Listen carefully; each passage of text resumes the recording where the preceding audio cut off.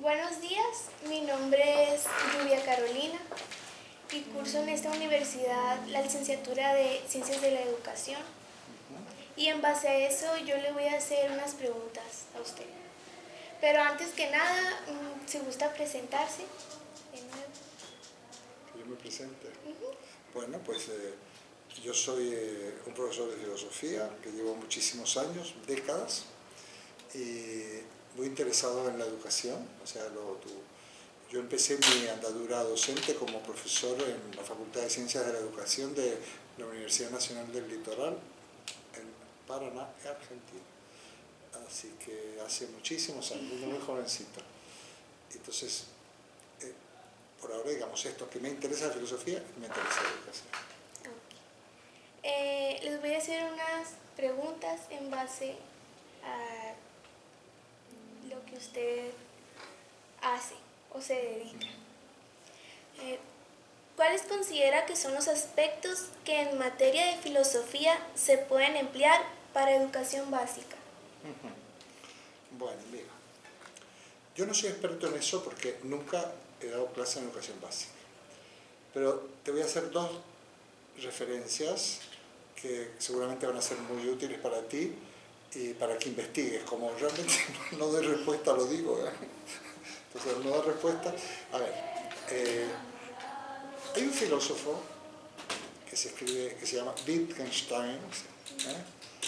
Que en realidad es un lógico, es un filósofo que estudió con el matemático y filósofo Bertrand Russell y que investigaba fundamentalmente temas de lenguaje. Estudiaba en Cambridge, en una eminencia, y en un determinado momento deja todos sus estudios y se consigue un trabajo de maestro de escuela primaria con niños pequeños para enseñarles a leer y escribir. Porque él quería ver cómo nacía el lenguaje en los niños, porque en el lenguaje está todo. Sí. Hay un filósofo que se llama Heidegger que dice el lenguaje es la casa del ser, es una preciosa, es como, sí, donde todo vive en el lenguaje. Incluso luego se va de jardinero, porque quería ver cómo crecían las plantas. Entonces, en ese despertar a la vida y al pensamiento que tienen los niños, ahí está el nacimiento de la filosofía.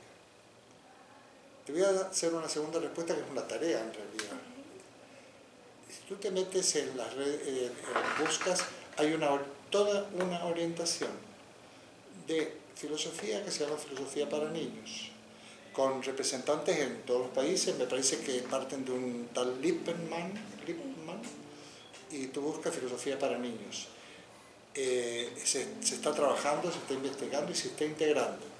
Obviamente, tú a unos niños pequeños no les puedes decir, bueno, le vas a hablar de Kant. Tendrás que hacerle un tipo de actividades, por ejemplo, que fomente valores, educación en valores, que sepan realmente razonar, que sepan, es muy importante la cuestión de la ética, que sepan compartir. Esto que normalmente hacen los maestros de primaria, intuitivamente, eso ya es formación en la filosofía. Los niños son impresionantes a la hora de preguntarse. Si tú logras un clima de diálogo, te van a hacer preguntas hasta por Dios, te van a hacer preguntas de todo. Entonces, ahí nace la filosofía. Ahí mismo, también, si no actuamos bien, abortamos esa posibilidad, ¿no? Es como cuando éramos pequeños, en la clase de dibujo decían, a ver, dibuja una casita. Entonces el maestro dibujaba una casita, la típica casita así con el techo a dos aguas, con la puerta, tal, y los niños escribían. El niño que te escribía un borrón o te hacía en vez de una casita un cubo con un montón de agujeros que en el fondo, porque vivía en un edificio, el maestro se lo tachaba y le ponía 0. ¿Por qué? Porque nos educaban en estereotipos. Entonces nos daban unos clichés que eso era lo que parece que estaba, lo que era correcto. El propio maestro puede hacer pensar a los niños o puede bloquearlos, reprimirlos a la hora del pensamiento. Ahí empieza la filosofía, ¿no? Y la filosofía es, y además es una formación transversal en los niños, en las matemáticas, en la clase de gimnasia, en el juego, en el comedor. Ahí había unos estudiantes de gastronomía. Realmente está incluida en todo. Esto que llaman en la pedagogía ahora formación en valores, en aptitudes, en conocimientos, este tipo de objetivos, son objetivos transversales. Pero específicamente filosofía para niños. Muy bien. Le voy a hacer otra pregunta.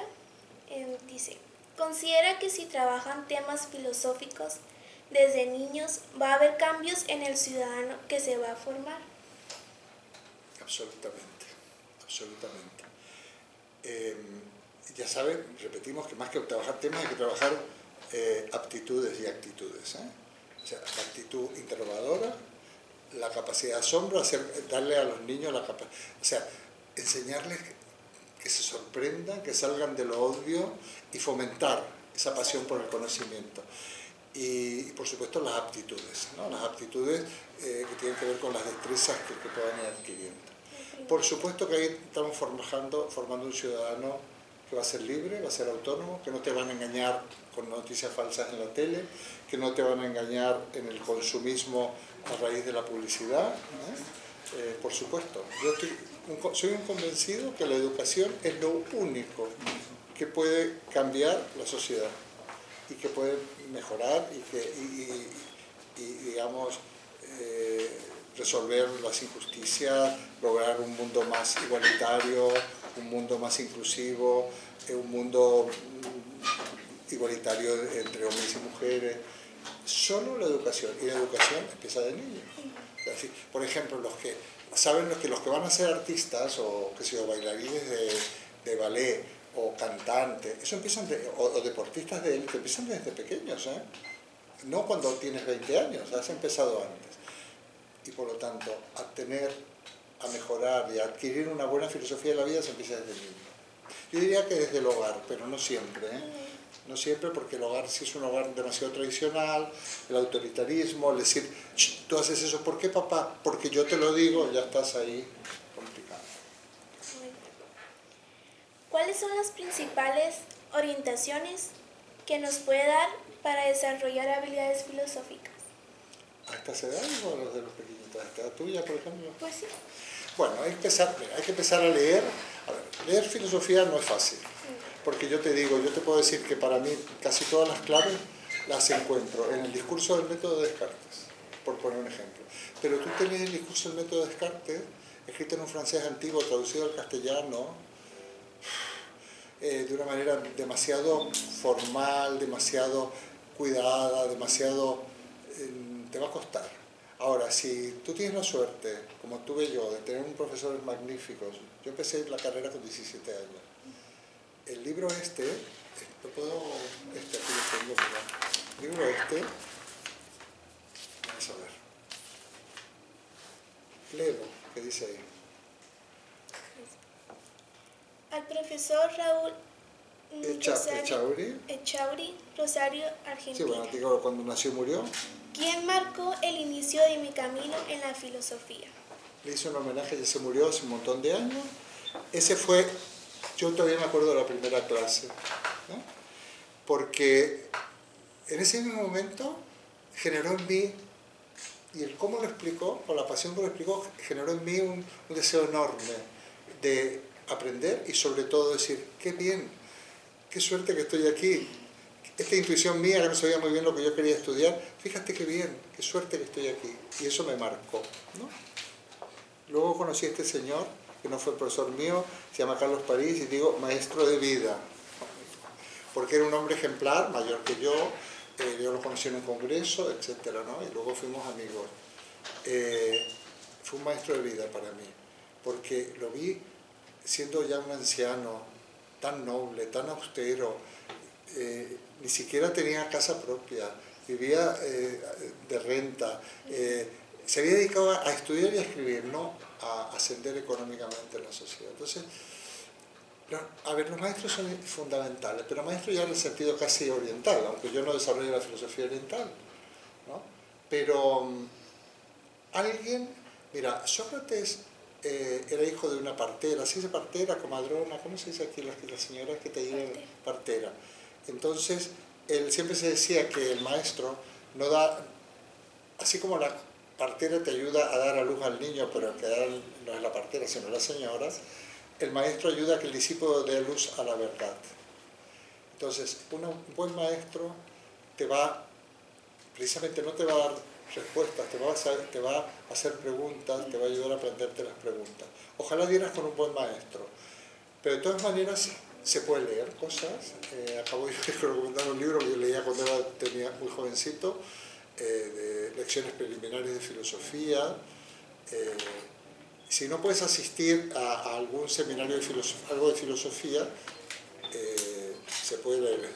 Yo tengo modestamente un canal de filosofía que hay que tener muchas ganas, porque no publico pildoritas, publico clases. Sí. O sea, por ejemplo, esto que hemos hecho hoy va a salir en el canal.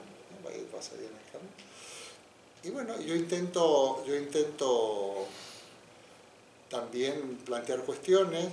Tenemos un gran grupo que se llama Comunidad Filosófica, de mis exalumnos, por ejemplo, cuando terminan, dicen, ay, profesor, qué pena, ya hemos terminado. Le digo, no, si tú no quieres, no.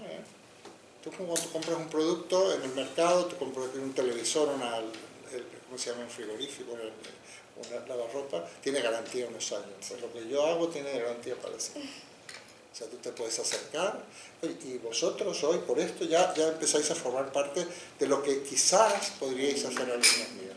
Hasta eso se puede escribir, yo contesto, correos, entrar a los canales, se puede. A lo mejor más adelante avanzamos en la tecnología. Yo empecé con una tecnología muy primitiva. Oye, queremos tener una videoconferencia con usted, nos hemos juntado 6, ¿qué tal si nos conectamos a través de la videocámara? Y lo hacemos. Pero hay que empezar a leer. A lo mejor hay autores, por ejemplo Nietzsche, que he dicho que es siempre muy impresionante, porque hay una parte de la poesía que para los que no son profesionales, hay una parte que es como...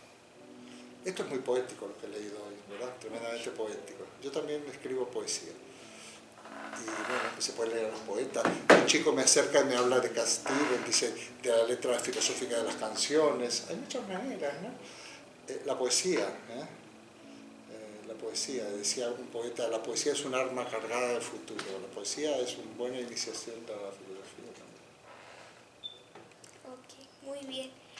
Pues le quiero agradecer por haber venido a nuestra universidad a darnos, pues ahora sí, esta exposición tan bonita, y pues pudimos aprender un poco de usted.